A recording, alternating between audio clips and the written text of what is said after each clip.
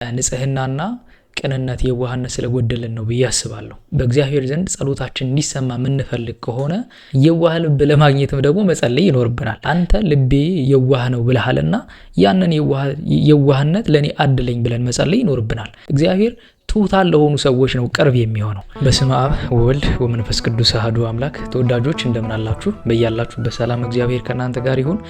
ይህ ሰዋስው ሚዲያ የዩቲዩብ ቻናላችን ነው። በዚህ የዩቲዩብ ቻናላችን ላይ እንደሚታወቀው መንፈሳዊና ስጋዊ ሕይወታችንን ችግሮቻችንን የምንፈታበት ትምህርቶችን የምናገኝበት የዩቲዩብ ቻናላችን ነው።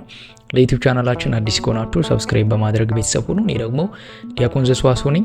በዛሬ ቪዲዮአችን የምንመለከተው በጸሎት ጊዜ ወይም ደግሞ ስንጸልይ እግዚአብሔር አምላክ ፈጥኖ እንዲሰማን ምንድነው ማድረግ ያለብን፣ ጸሎታችን ተሰሚነት እንዲኖረው በእግዚአብሔር ዘንድ ምን እናድርግ የሚለውን ነው እና በዚህ ቪዲዮአችን የምንመለከተው እግዚአብሔር አምላክ እንዴት ነው ጸሎታችን ፈጥኖ እንዲሰማን ምንድነው ማድረግ ያለብን የሚለው እንመለከታለን። በዚህ ዘመን በዚህ ጊዜ አሁን ባለንበት ሁኔታ ላይ ጸሎት እያደረግን እግዚአብሔር ዝም የሚልበት ጊዜ ላይ ሊኖር ይችላል። የኛን ድርሻ ግን መጀመሪያ መወጣት ያለብን ይመስለኛል። በዚህ ዘመን እግዚአብሔር ጸሎታችን የማይሰማበት ብዬ ማስበው በግሌ ንጽህናና ቅንነት የዋህነት ስለጎደለን ነው ብዬ አስባለሁ። እግዚአብሔር አምላክ እነዚህ ነገሩን ካሉን ፈጥኖ ጸሎታችንን ይሰማናል። ነገር ግን ብዙ ጊዜ ጸሎታችን ሰሚነት ሳይኖረው ደግሞ ተስፋ መቁረጦች ይኖራሉ። እግዚአብሔር ወደ መሸሽ ልንደርስ እንችላለን። በዚህ ሁኔታ ውስጥ መጀመሪያ ጸሎት ከማድረጋችን በፊት እግዚአብሔር ምን አይነት ልብ ቢኖረን ነው ጸሎታችን የሚቀበልልን፣ ወይም ደግሞ ምን አይነት አቀራረብ ቢኖረን ነው እግዚአብሔር ዘንድ ተሰሚነት የምናገኘው የሚለውን እንመለከታለን ማለት ነው። ስለዚህ ቅዱስ ዳዊት ሲናገር በመዝሙር 83 ላይ ምን ይላል? እግዚአብሔር ይሁ ክብረ ወሞገሰ እያስተጼንሶሙ በረከቱ ለለያውሩ በየዋሃት ይላል።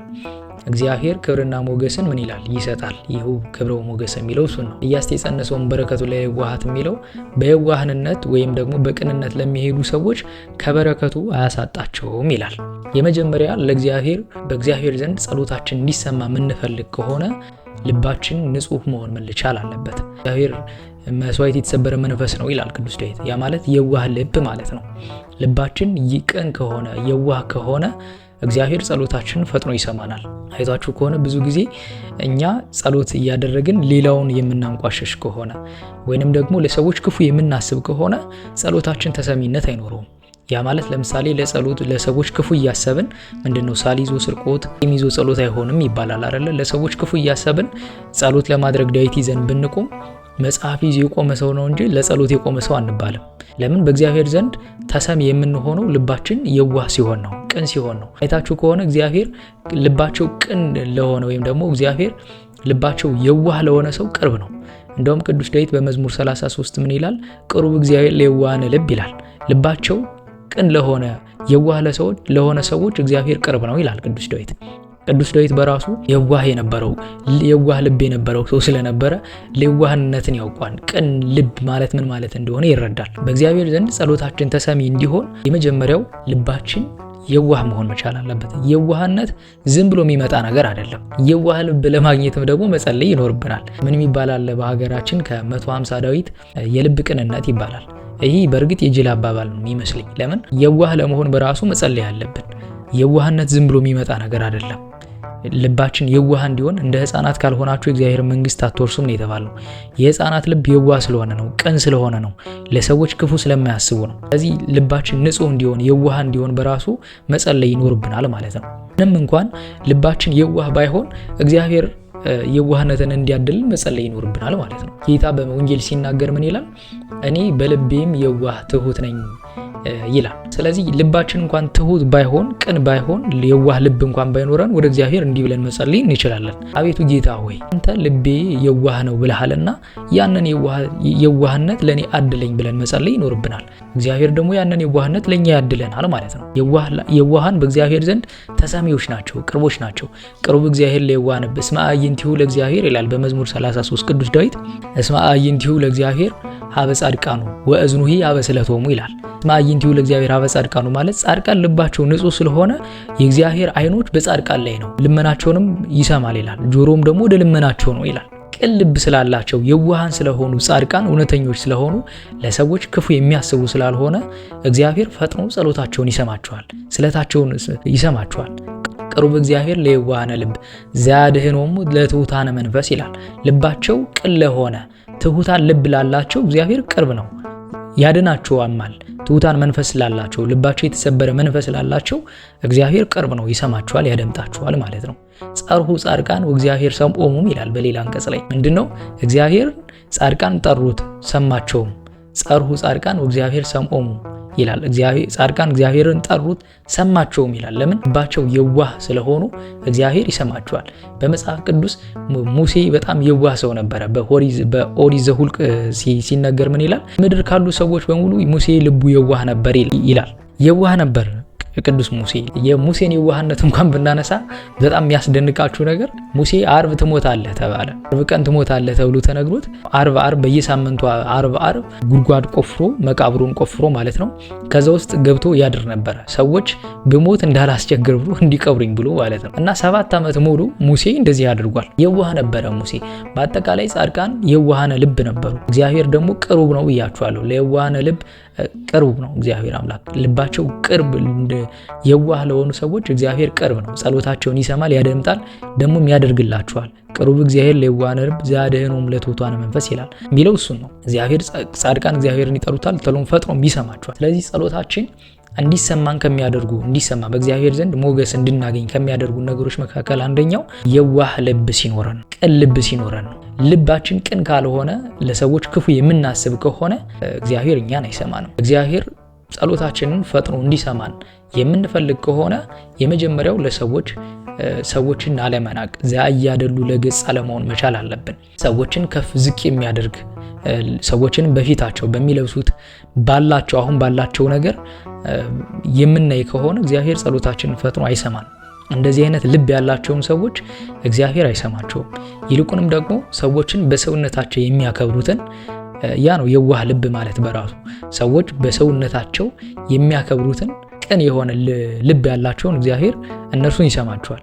ነገር ግን ለጸሎት ቁመን ወንድማችንን ከፍ ዝቅ የምናደርግ እሱ እኮ እንዲህ ነው ብለን እሱን ዝቅ የምናደርገው ከሆነ እግዚአብሔር ጸሎታችንን አይሰማም። ዝም ብለን መጮህ መለፍለፍ ነው የሚሆንብን። ልባችን ንጹህ መሆን መቻል አለበት። መጀመሪያ ለሰዎች መልካም እንጂ ክፉዎች የምናስብ መሆን መቻል የለብንም።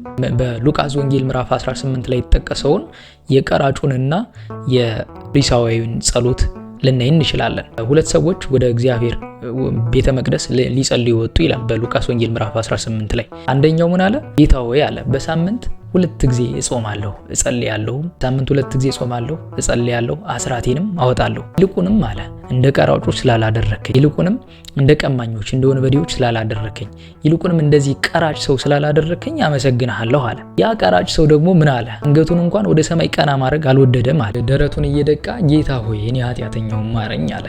ይልቁንም ጌታ ሲያስተምር ምን አለ? ከዛ ፈሪሳዊ ይልቅ ይህ ሰው ጻድቅ ሆኖ ወደ ቤቱ ተመለሰ አለ። ለምን? ራሳችንን ከፍ የምናደርግ ከሆነ በእግዚአብሔር ዘንድ ሞገስ የምናገኝ አይደለም። እግዚአብሔር ትሑታን ለሆኑ ሰዎች ነው ቅርብ የሚሆነው። አይታችሁ ከሆነ ከዚህ በፊት የምታውቁት ሰው በስጋዊም ይሁን በመንፈሳዊ ጸጋው በልጧችሁ ልታገኙት ትችላላችሁ። በስጋዊ ሕይወቱ አልፎለት ተደላድሎለት መልካም ሕይወት እየመራ ልታገኙ ትችላላችሁ። ለምን? በልቡ ቅን ስለሆነ ማለት ነው። ለሰዎች መጥፎ ነገር ስለሚያስብ በሰዎች ደስታ የሚደሰት ሰው በእግዚአብሔር በበረከቱ ይጎበኘዋል። እያስተጸነሰው በረከቱ ለለያውሩ በህዋሃት የሚለው ለዛ ነው።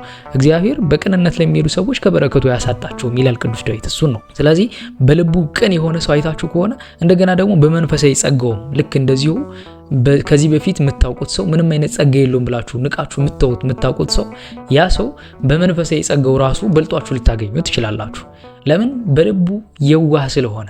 የዋሃን ሰዎች ለእግዚአብሔር ቅርቦችና ቅኖች ናቸው። ሰዎችን ባለባበሳቸው ሳይሆን በአመለካከታቸውም ሳይሆን እንዲሁ በሰውነታቸው የሚወዱ ስለሆኑ እግዚአብሔር አምላክ እነርሱን ጸሎታቸውን ቀድሞ ይሰማቸዋል ድምጣቸዋልም ማለት ነው። በመጽሐፈ መነኮሳት ላይ አንድ ታሪክ ተጠቅሶ እናገኛለን። አንድ አባት ለደቀ መዝሙር ሲያስተምር ምን ይላል? 30 ዓመት ሆነኝ እግዚአብሔርን ኃጢአቴን ይቅር በልኝ ብዬ ጸልየው አላውቅም አለ። ይልቁንም አለ እኔ ሁል ጊዜ አንድ ነገር እግዚአብሔርን እለዋለሁ፣ ጌታ ሆይ አንደበቴን ምን በልልኝ ጠብቅልኝ እለዋለሁ፣ አሁንም ድረስ እበድላለሁና እለዋለሁ አለ። በጣም የሚገርም ጸሎት ነው። ምን አይነት ቅን አባት ነው አልኩኝ ለራሴ። ለምን ሁልጊዜ እግዚአብሔርን ስለ ኃጢአቱ ሳይሆን አሁንም ስቲል እየበደለ እንደሆነ እግዚአብሔርን በቅድስና እያለፈ እንኳን እግዚአብሔርን እየበደለ እንደሆነ እየተሰማው ራሱን ዝቅ ያደረገ አባት ነው። ለምን እግዚአብሔር አምላክ በልቡ በአንደበቱ እግዚአብሔር ሰዎችን የማይሸነግል እንደውም ይላል ቅዳሴያችንም ላይ መዝሙረ ዳዊትም ላይ እናገኘዋለን። ምንድነው የሚለው?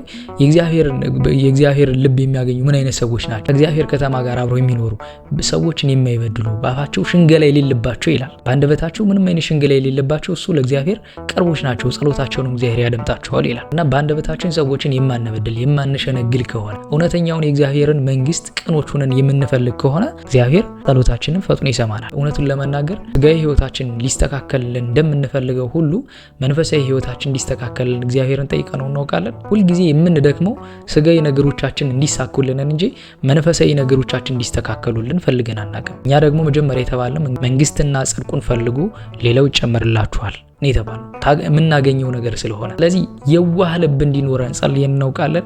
እግዚአብሔር ወይ በቃ ቅን ልብ። ቅዱስ ዳዊት እኮ ምን ይላል? አቤቱ ንጹህ ልቡን አፍጠርልኝ ይላል ቅዱስ ዳዊት። ንጹህ ልብ ማለት ምን ማለት ነው? ለሰዎች ክፉ የማያስብ እግዚአብሔርን ሁልጊዜ በመፍራት የሚፈልግ የእግዚአብሔርን ቃል ሁልጊዜ ለማድመጥ የሚተጋ ማለት ነው። ስለዚህ እነዚህ ሰዎች በእግዚአብሔር ዘንድ ጸሎታቸው ተሰሚነት ያገኛል። የዋህናቸው ለሰዎች ክፉ አይደሉም። በሰዎችን ደግሞ ፊት አይተው የሚያዳሉ አይደሉም። እንደ ሰውነታቸው የሚያከብሩ የእግዚአብሔር ልጆች እንደሆኑ የሚያምኑ የእግዚአብሔር ስራዎች እንደሆኑ የሚመለከቱ ስለሆኑ እነዚህን እግዚአብሔር ጸሎታቸውን ፈጥኖ ይሰማቸዋል። ሌላው ጸሎታችን ፈጥኖ እንዲሰማልን የምንፈልግ ከሆነ እግዚአብሔርን መፍራት በልቦናችን ውስጥ መኖር መቻል አለበት። እግዚአብሔርን መፍራት ማለት ምንድን ነው? እንደ አባት ስለ እግዚአብሔር መፍራት ሲናገር ምን ይላል? እግዚአብሔርን የሚፈሩ ሰዎች ይላል መብራት በጨለማ ቤት ውስጥ ሲቀመጥ ጨለማውን አጥፍቶ ብርሃን እንደሚሰጥ ይላል። እግዚአብሔርን መፍራት በልቦናቸው ውስጥ ያሉ ሰዎች ልክ እንደዚህ ናቸው ይላል። የሚያውቁትን ነገር እግዚአብሔርን በመፍራታቸው እንዲያውቁና እንዲያገኙ ያደርጋቸዋል ይላል። እግዚአብሔርን መፍራት ማለት ሁልጊዜም በፊት እግዚአብሔርን ማስቀደም ማለት ነው። ለምሳሌ በስጋዊ ህይወታችን የምንሰራው ስራ እግዚአብሔርን ያስደስታል ወይ? ሰዎችን ይበድላል? እግዚአብሔርን ደስ ያሰኛል ብለን መጠየቅ መቻል አለብን። ያንን ስናደርግ እግዚአብሔር ለኛ ቅርብ ይሆናል። በእያንዳንዱ የህይወት ስዕላችን እግዚአብሔርን ከፊት የምናደርገው ከሆነ እግዚአብሔር ጸሎታችንን ፈጥኖ ይሰማናል። ነገር ግን ሁልጊዜም ቢሆን እግዚአብሔርን የሚያስቀይምና ሰዎችን የሚበድል ነገር የምናደርግ ከሆነ ደግሞ ለእግዚአብሔር በጣም እንርቃለን። ምንም ያህል ሺህ ጊዜ ጸሎተኛ ብንሆን፣ ምንም ያህል ወደ እግዚአብሔር ቤተ መቅደስ ሁልጊዜ የምንገሰግስ ከሆነ ነገር ግን እግዚአብሔርን መፍራት በልቦናችን ከሌለ የምናደርገው ምንም አይነት ነገር የለም። ሰዎችን የምንበድል ከሆነ በስራችን ሰዎችን የሚያስቀይም ነገር የምናደርግ ከሆነ ለእግዚአብሔር ቅርቦች አይደለንም። እንዴት ሆነን ቅርብ እንሆናለን? እግዚአብሔርስ እንዴት ጸሎታችን ይሰማናል? በመካከላችን እኮ እግዚአብሔር እኮ ግዘፍ ሰጥቶ በአካል ነፍስ አይደለም በአካል አይደለም እግዚአብሔር ለኛ የሚገለጠው በሰዎች በኩል ነው። እግዚአብሔር የምንኖረው ከሰዎች ጋር በዛ ልክ ነው እግዚአብሔር የሚያየን የሚሰፍረን። ስለዚህ ለሰዎች ክፉ እያሰብን ሰዎችን እግዚአብሔርን መፍራት በልቦናችን ውስጥ ከሌለ በእያንዳንዱ የስራችን ህይወት ውስጥ እግዚአብሔርን መፍራት ማስቀደም፣ እግዚአብሔር ይሄ ነገር ባደርገው ያስደስተዋል ወይስ እግዚአብሔርን ያስከፋዋል? ሰዎችን የሚበድል ነው። ህሊናችን በራሱ እኮ ይነግረናል። እግዚአብሔርን መፍራት በራሱ የምንሰራው ስራ ይህ ነገር ትክክል አይደለም ይለናል። ህሊናችን ይቃወመናል።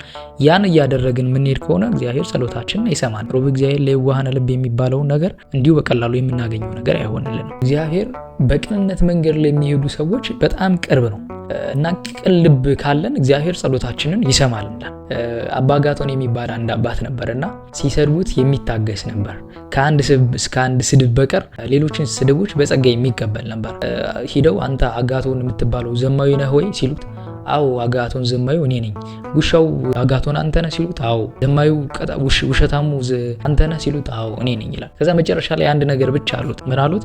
መናፍቁ አጋቶን አንተ ነህ ወይ አሉት። እኔ መናፍቅ አይደለሁም አላቸው። ለምንድን ነው መናፍቅ ስንል የተቆጣ?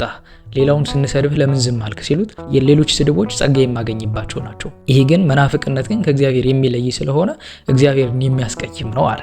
እና በቅንነት ለምንሄደው እያንዳንዱ ለምንሄደው ነገር በየዋህነት የምንሄድ ከሆነ በቅንነት የምንሄድ ከሆነ እግዚአብሔር ለኛ ቅርብ ይሆናል።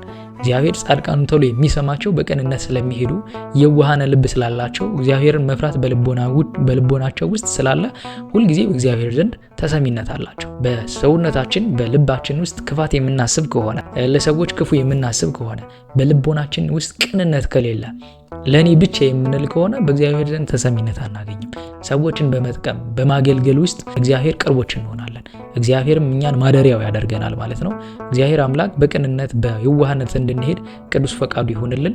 አቤቱ ቅዱስ እግዚአብሔር አምላካችን በአንድ ልጅህ በጌታችን በመድኃኒታችን በኢየሱስ ክርስቶስ በእርሱ ያለ ጽድቅ ለአንተ ይገባል፣ ከእርሱም ጋር ከመንፈስ ቅዱስም ጋር ትክክል የሚሆን ዛሬም ዘወትርም ለዘላለሙ አሜን። በያላችሁበት ሰላም እግዚአብሔር ከእናንተ ጋር ይሁን። ይቆየን።